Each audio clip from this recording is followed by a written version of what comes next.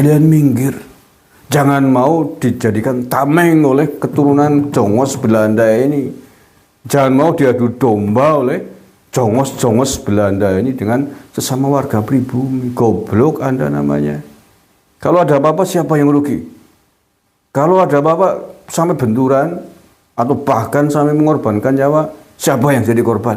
Apakah mereka jongos-jongos Belanda itu yang jadi korban? Kalian sendiri. Pelantikan PWI-LS di Tegal berjalan dengan lancar.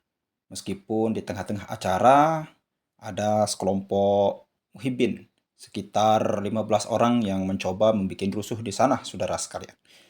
Oke, selengkapnya mari kita sama-sama simak video berikut. Silahkan. Siap ya Pak ya? Sampai mana jengkel orang sini gue terjengkel. Wabil Islami Wabil Muhammadin Nabiya Jabbaru Ya Jabbaru Ya Qoharu Ya Qoharu Ya Jabbaru Ya Jabbaru Ya Qoharu Ya Qoharu Ya Jabbaru Ya Jabbaru Ya Qoharu Ya Qoharu Ya Jabbaru Ya Jabbaru Ya Qoharu Ya Qoharu Ya Jabbaru Ya Jabbaru Ya Qoharu Ya Qoharu.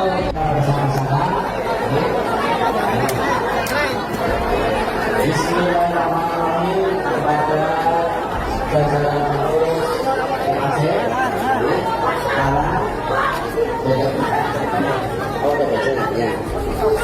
ala Nahdlatul Ulama, ala Nahdlatul Ulama. Yang kedua, kami adalah pengurus Perjuangan Wali Songo Indonesia, dan Laskar Sabilillah, setia kepada bangsa dan negara kesatuan Republik Indonesia dengan berasaskan Pancasila dan Undang-Undang Dasar 1945.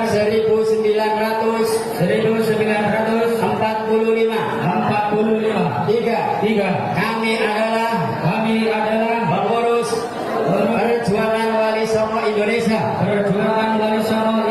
dan Laskar Sabilillah siap membela dan berkorban untuk melindungi para ulama Nusantara. Empat. Kami adalah pengurus Perjuangan Wali Songo Indonesia dan Laskar Sabilillah siap membela dan melindungi seluruh rakyat Indonesia dari hal-hal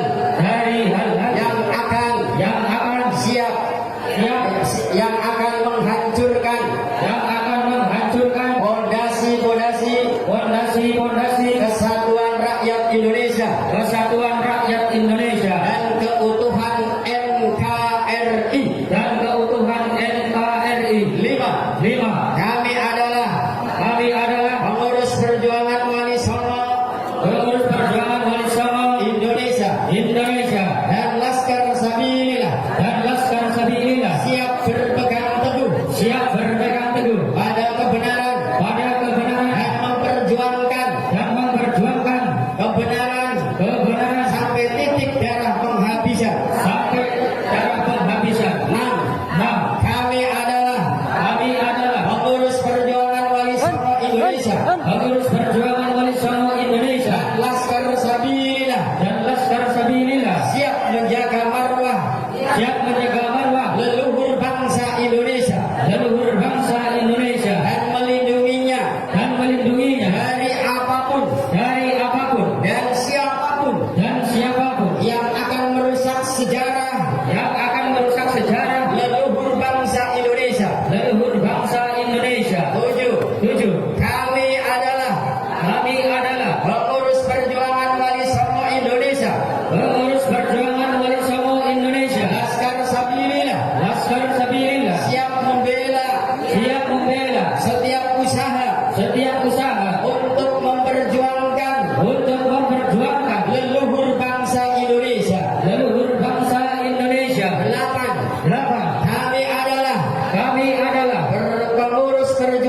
Wali Songo Indonesia, pengurus perjuangan Wali Songo Indonesia, dan Laskar Sabilillah siap melawan siapapun dan apapun yang dengan sengaja menghancurkan atau membelokkan nilai ajaran, sejarah dan silsilah leluhur bangsa Indonesia. 9. Kami adalah pengurus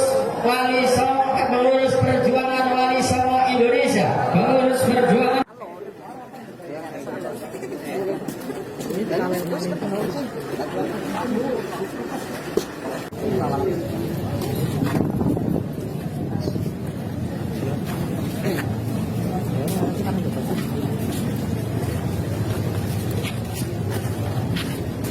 channel bukan bekas zaman. Siap, mantap. Siap.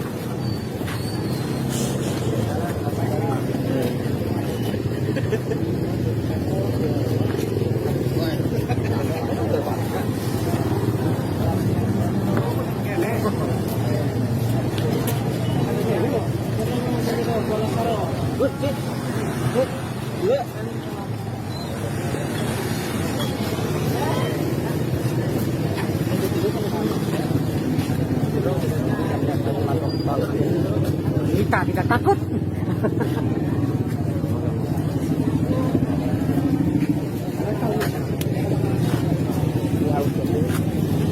Gitu deh.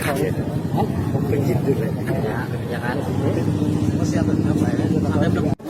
yang baru dilantik. Monggo Komandan Laskar Undi, monggo untuk menerima.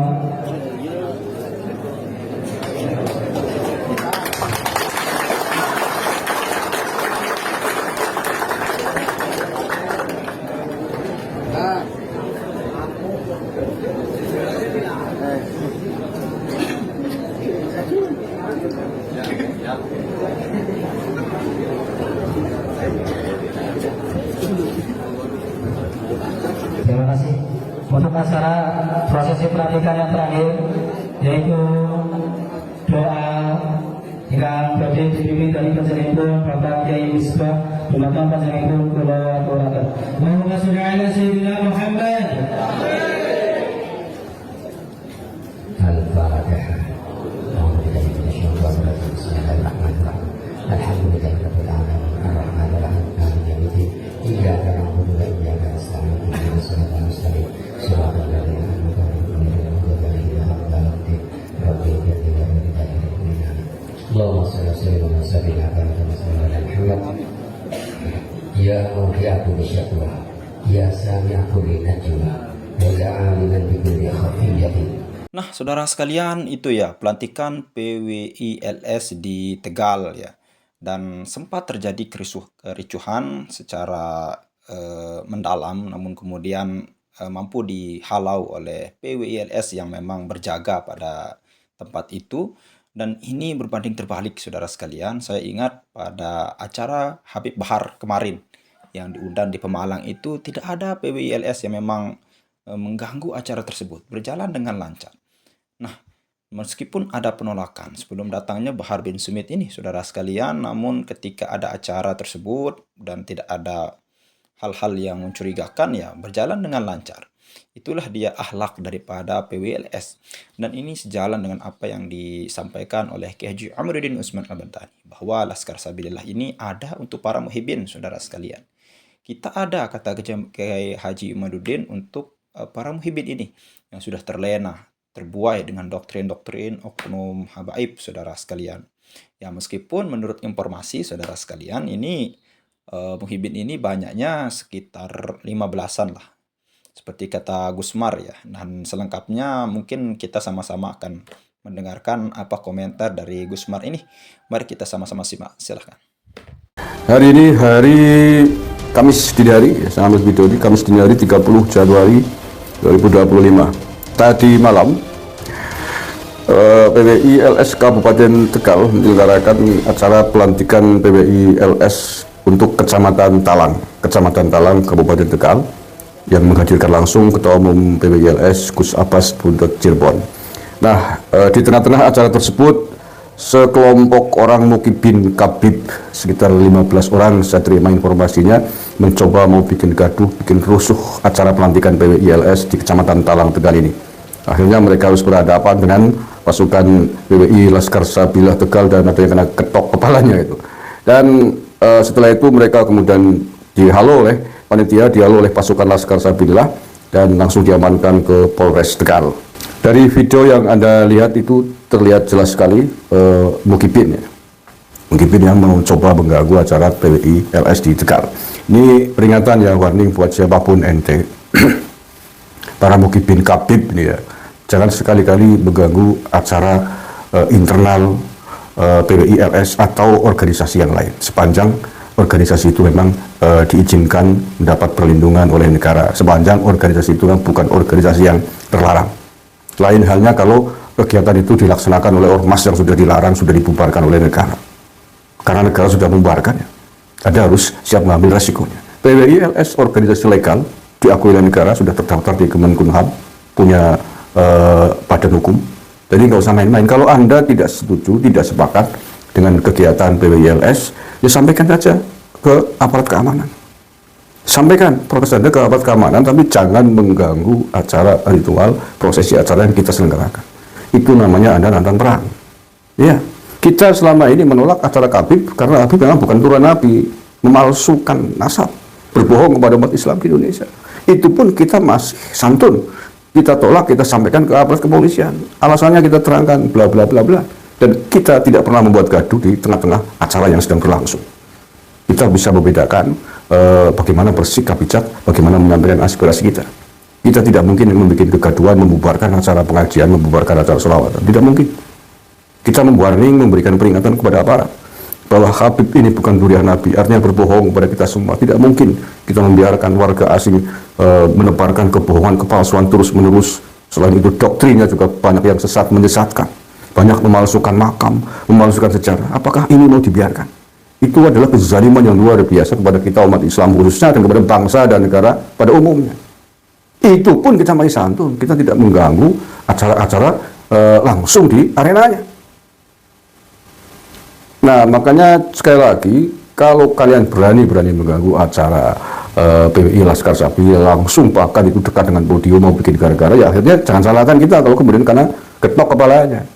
Masih untung Anda tidak dihajar rame-rame di situ, Anda kemudian dibawa di aparat, diamankan di aparat kepolisian. Coba kalau kemudian teman-teman Laskar Sabilah di Tegal itu ngamuk, Anda bisa jadi air di situ.